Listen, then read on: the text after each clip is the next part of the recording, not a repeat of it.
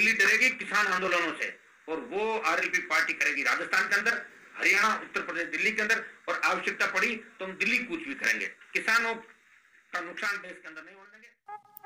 हनुमान बेनीवाल, जिनको अगर हम हनुमान बेमिसाल भी कहे तो अतिशयोक्ति नहीं होगी। एक ऐसा नेता जो ना तो कभी किसी मंत्री पद के लिए भागा और ना ही कभी अपने सिद्धांत के साथ समझौता किया। हनुमान बेनीवाल किसी गठबंधन का गुलाम नहीं, उनको जो किसान हित, नौजवान व गरीब हित में लगता है वही करते हैं, फिर चाहे वो कृषि विधेयक बिल पर एनडीए का साथ छोड़ने की बात क्यों ना हो।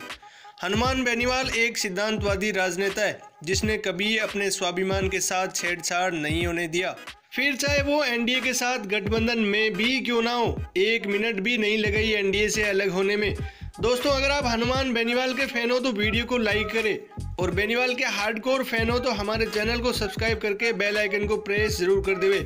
अब वापस आते हैं आरएलपी सुप्रीमो एवं नागौर से सांसद हनुमान बेनीवाल और उनके गठबंधन एनडीए के साथ। जब से केंद्र सरकार कृषि विधेयक बिल लेकर आई है, तब से हनुमान बेनीवाल यानी आरएलपी और एनडीए के गठबंधन में जबरदस्त खटास पड़ी हुई है।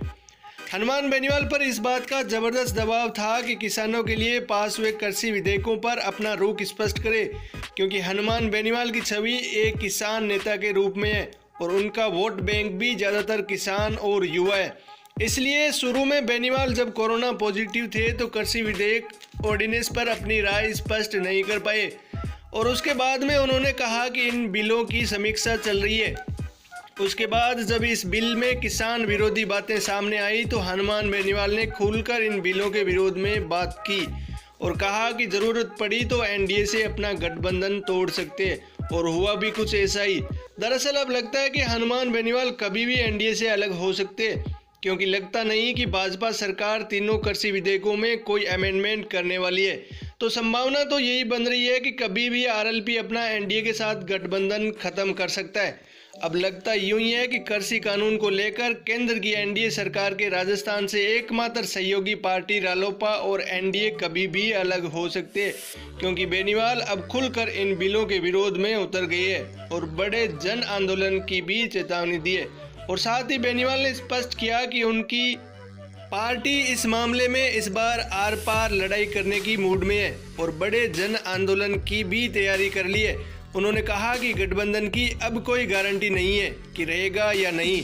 आपको बता दो कि राजस्थान में हो रहे नगर निगम इलेक्शन में आरएलपी ने बीजेपी से किनारा कर लिया था।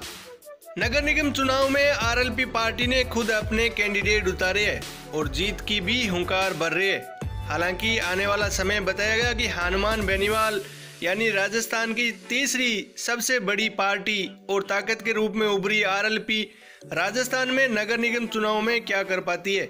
हालांकि हनुमान बेनीवाल इसको लेकर काफ़ी कॉन्फिडेंट दिखे। उन्होंने कहा कि हमारी पार्टी इन नगर निगम चुनाव में भी काफ़ी अच्छा प्रदर्शन करने जा रही है, ये तो आने वाला वक्त ही बताएगा। वैसे दोस्तों, आप कमेंट सेक्शन में जाके नीचे कमेंट करके अपनी राय ज़रूर दे सकते हैं।